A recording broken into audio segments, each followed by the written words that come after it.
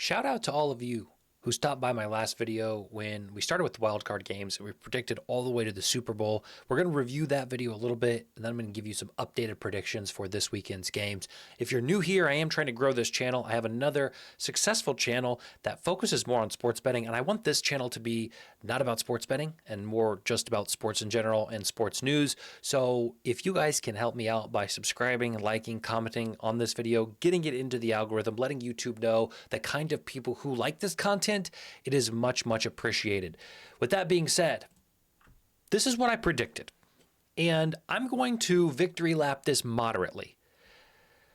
The Packers were so close, and by all intents and purposes, should have probably won the game against Chicago. A lot of people were upset that I took the Packers on the account that I thought Ben Johnson may be a narcissist. I had a lot of comments in the last video saying, "You are a narcissist, dude. You're the if you call somebody a narcissist, it makes you an automatic narcissist." I just said that Ben Johnson gives me narcissist vibes. I don't know. I wasn't trying to be like judgmental or rude.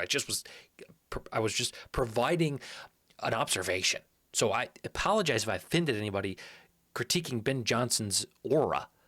But outside of that, I did call San Francisco, so that's great. I did call Buffalo, so that's great. And I did call New England and the Texans, so that's great. So I only missed one pick last week, which was the Packers and the Bears. Now, some of this gets shifted because of how the seating works. This side is exactly how it looks this week. As we go to the next slide, you'll see that, but we have some mix-ups depending on seating. I was really excited for Seattle, which is my team, to play the Green Bay Packers. And again, you may not know me. If you're familiar with my Green Beans Go channel, my other channel, you know that I'm a diehard Seahawks fan, right? I got the thing I painted probably a decade ago. I got this little skull here. I got this I painted this in North Carolina, hand painted this, okay? Shout out to the art a little bit here. That's a nice mug. I got the jerseys, I got the shirts. You got the Russell Wilson. Let me show you something I made in high school, okay? I made this in high school art class, 2011 probably. This is a relic, chat. So I'm a diehard 12th man.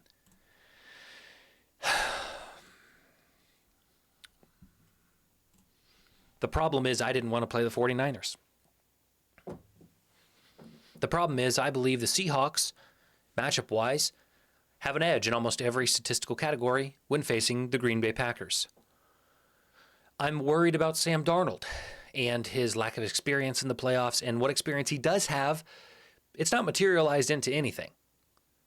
I'm worried that Seattle's advantage in the playoffs is their home field, their raucous crowd, their defensive specialty,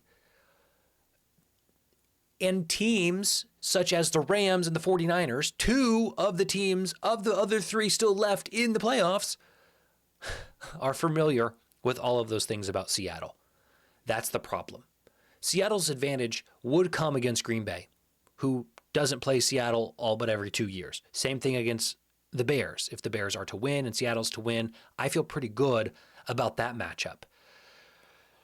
I'm very worried that the familiarity that these two teams have with each other being in the same division is advantage San Francisco. I think San Francisco wins this game.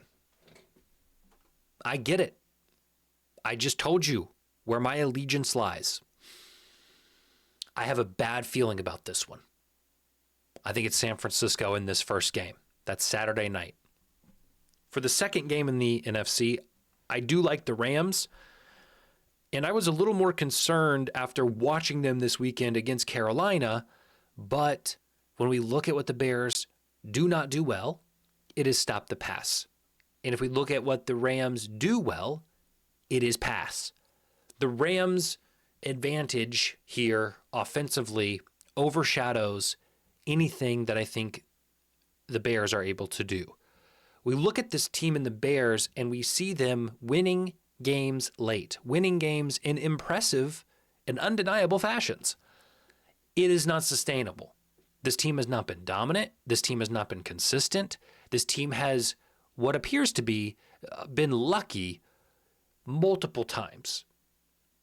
And it could happen again But I don't see it happening against a team that is as balanced and experienced as is this Rams team. I think the Rams get off to a lead like we saw Detroit do, like we saw Green Bay do in the last 2 games with the Bears.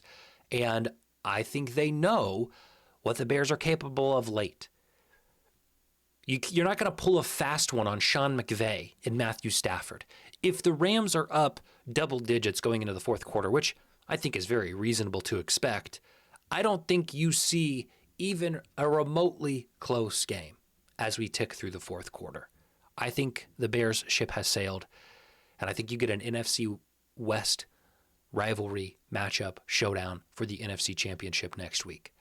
As for the AFC, I'm still sticking with my original pick. I told you guys that I liked the Bills in the original video. I still like the Bills in this one. I think the bye actually hurts Denver more than it helps them. I think Buffalo is destined. Buffalo is determined. Buffalo is prepared. Buffalo was in another hard-fought game against Jacksonville, and they came out on top like I projected, and I think that they will do the same thing against Denver. Josh Allen is just ready. He's ready for this moment. And I think that's the difference. I went with the Patriots in the first video. I'm sticking with that. I have not seen enough from the Texans.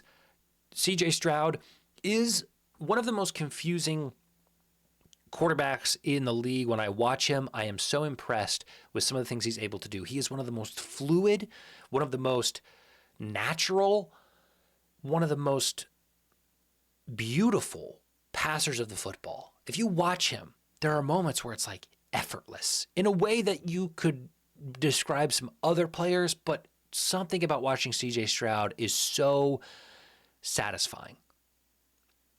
His game against Pittsburgh was unbelievable. He looked out of sorts. The pocket was constantly collapsing. It was just ugly. With that being said, is there an opportunity against this defense for CJ Stroud to look better? Yes, but this defense was giving Justin Herbert and company the work, the business. If you look at the team that played the worst of any of these teams, it was probably the Chargers. So if the defense of New England is able to recall what they did against the Chargers and incorporate that into the game plan against the Texans, I do think the Patriots win this game. I'm not as confident in this one, and I can see the Texans doing enough on defense to squeak this one out. I've talked about the Patriots being a little bit overhyped for most of this year, soft schedule, etc.